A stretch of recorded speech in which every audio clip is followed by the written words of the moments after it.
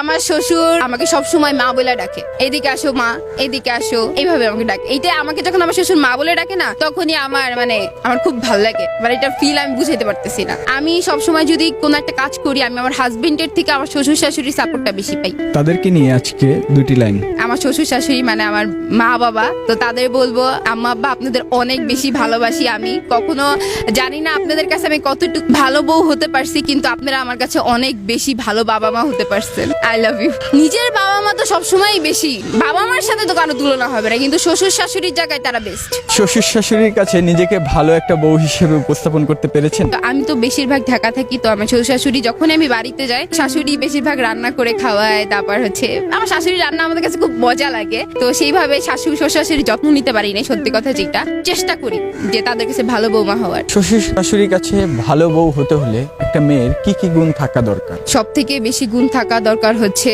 শ্বশুর শাশুড়ির খেয়াল রাখা। যেহেতু তারা বৃদ্ধ হয়ে যাচ্ছে, তাদের টাইম টু টাইম কোন জিনিসটা প্রয়োজন সেইটা একটু চোখের নাগালে একটু ভালো মতো একটু বোঝা। আর শ্বশুর শাশুড়িকে নিজের মনে করলেই হইলো। ভাই আমি বলবো না যে নিজের বাবা মার মতো তাদের ভালোবাসতে, কিন্তু সেইভাবে ভালোবাসতে না পারলেও সেইভাবে ভালোবাসতে জানি পারেন, মানে ভালোবাসতে পারলে হইলো, মন থেকে ভালোবাসা দিলেই হইলো। এমন শ্বশুর শাশুড়ি পেয়ে নিজেকে কতটা লাকি মনে করেন? আমি অনেক বেশি লাকি যে আমি এত ভালো একটা শ্বশুর শাশুড়ি পেয়েছি। তারা সব সময় বেস্ট আমার কাছে, কারণ আমার শ্বশুর শাশুড়ি অনেক বেশি বেস্ট। আমাকে কোনো কিছুতে প্যারা দিবে না। আমি সব সময় যদি কোনো একটা কাজ করি, আমি আমার হাজবেন্ডের থেকে আমার শ্বশুর শাশুড়ির সাপোর্টটা বেশি পাই। তাদেরকে নিয়ে আজকে দুটি লাইন। আমার শ্বশুর শাশুড়ি মানে আমার মা বাবা, তো তাদের বলবো আম্মা আব্বা আপনাদের অনেক বেশি ভালোবাসি। আমি কখনো জানি না আপনাদের কাছে আমি কতটুকু ভালো বউ হতে পারছি, কিন্তু আপনারা আমার কাছে অনেক বেশি ভালো বাবা মা হতে পারছেন। I love you.